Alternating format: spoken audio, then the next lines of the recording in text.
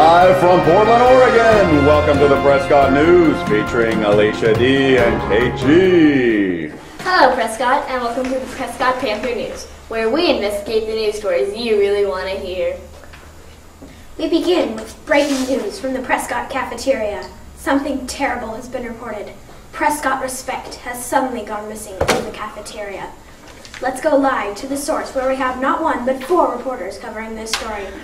We begin with Shelby D, who is reporting on students' voice levels during lunch. Shelby, can you tell us more? Hello, Kate and Alicia. We are here in the cafeteria checking out the voice levels. To help us with our investigation, we have asked Professor Lopes to create a machine that will show whether or not students are talking too loudly during lunch. Professor Lopes, will you show us how your machine works? Yes, the machine. I call it the Voice-O-Meter 3000. Very special machine that measures voice level in cafeteria. Level 0, no talking.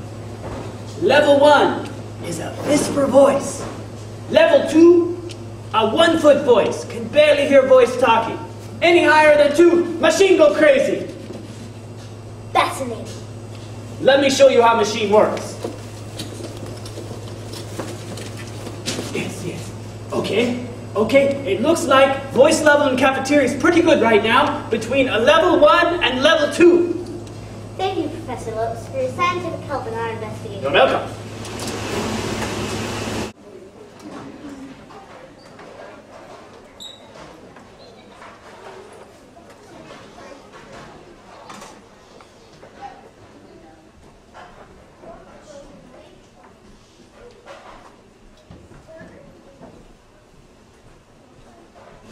Indeed, this is great news. Prescott students know the meaning of lights off, voices off. Let's see how they feel about this rule. How do you feel about the rule lights off, voices off? This is Shelby D reporting live for Prescott Panther News. Back to you ladies in the studio. Thank you, Shelby, for that fascinating report that Professor Lopes is a genius. I am glad to hear that Prescott students are using a quiet voice in the cafeteria.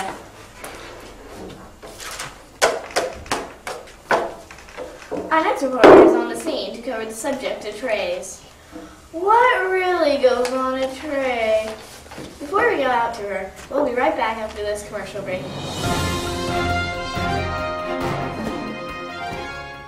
Have you ever felt like lunchtime would never come soon enough? Do you take your lunch very seriously? Do you think of yourself as a lunch expert? Well then, get your lunch tray today. How do you get your lunch tray, you ask? It's easy. Just sit down quietly and wait to be excused. Once you're in line, stand on a green square to keep the line nice and straight. But be careful, show respect in line or else you'll be sent back to your seat. Everyone should get theirs today. Hello Prescott, we're back and I'm reporting live from the Prescott cafeteria. My investigation is about the life cycle of the lunch tray. I'm here with Candy Ann. Let's follow this young lady as she goes through the lunch line. I see that you're not getting milk first. Chocolate. Interesting. Oh, I thought you'd get the sandwich. That apple looks delicious.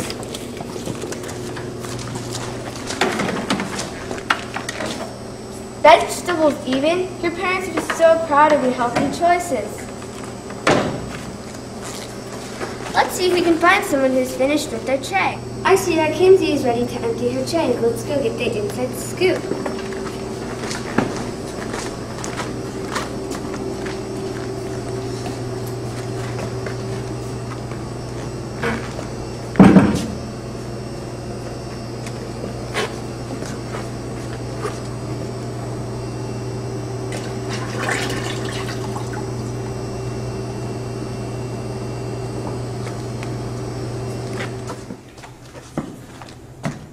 Wow, look at how she didn't bang her tray on the inside of the garbage can. Instead, she threw out the garbage quietly and is now walking over towards the window and stacking her tray neatly. If we all did this, the cafeteria would be such a neater place. Well, it must be time to eat. I'm Rusty, it's reporting from the life cycle of a lunch tray. Now back to Alicia and Kate in the studio.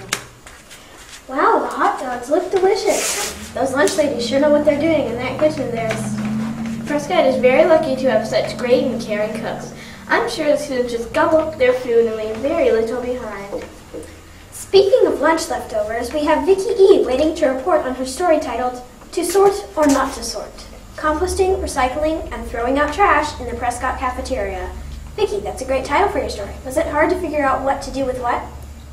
No, it wasn't hard to figure out what to do with composting, recycling, and garbage once I understood the basic rules. Lexi is a 3rd grade student at Prescott, and I'll be helping her with her tray. Clean fruit and vegetable scraps go into the compost bucket. If there's any kind of goop on it like ranch or ketchup, put it in the garbage.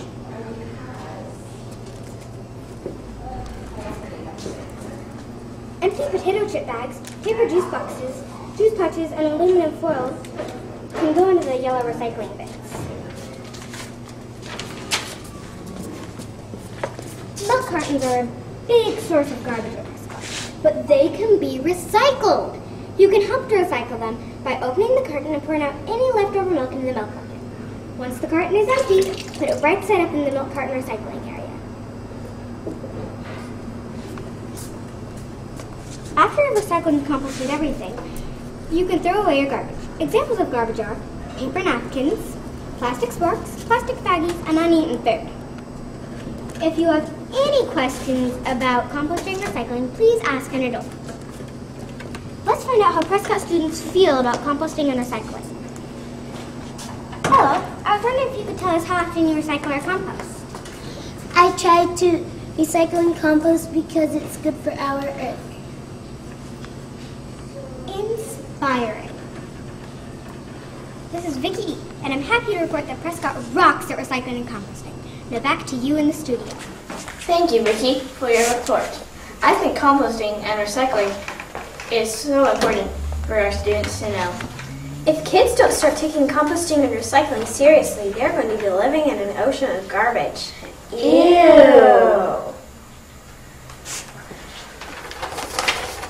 In our last segment, we go to our under-table reporter, Alexis T., who is working hard to uncover the mystery of where respect went to Prescott. Thank you, Kate. Yes, I'm here under a lunch table at Prescott, and as you can see, students are enjoying lunch all around me. But surprisingly, the floor is very clean. There are no food scraps or wrappers anywhere to be found. I'm waiting to see what will happen if a student drops something. Oh wait, now this is how messes are made.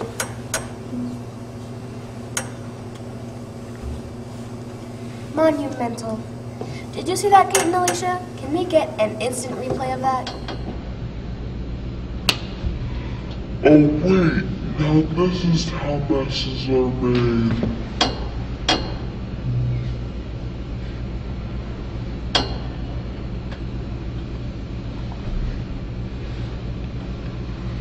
Monumental. A student dropped a piece of food and immediately picked it up. Now that's what I call respect. From the state of the floor all around me, I can only guess that that must be what students are doing all around the cafeteria. This is Alexis T. reporting under the table at Prescott Elementary. Back to you, Alicia and Kate. What an amazing report. Thank you, Alexis. Through our investigation, it's become clear that respect is not missing in the Prescott cafeteria. The rumors were false. Yes, respectful students are using quiet voices, sorting their compost, recyclables, and garbage, and keeping their areas clean. And don't forget, they're eating healthy lunches. Of course, these Prescott students definitely know how to behave in the cafeteria. Clearly, respect is thriving not only in the cafeteria, but in the whole school. Well, Alicia, it looks like this is the end of our investigation. Many thanks to our reporters who are dedicated to finding the truth. Well, we've come to the end of our show. Thank you for joining us today. And before we leave, I'd like to say one last thing. Do the right thing. And give teachers a break. Bye.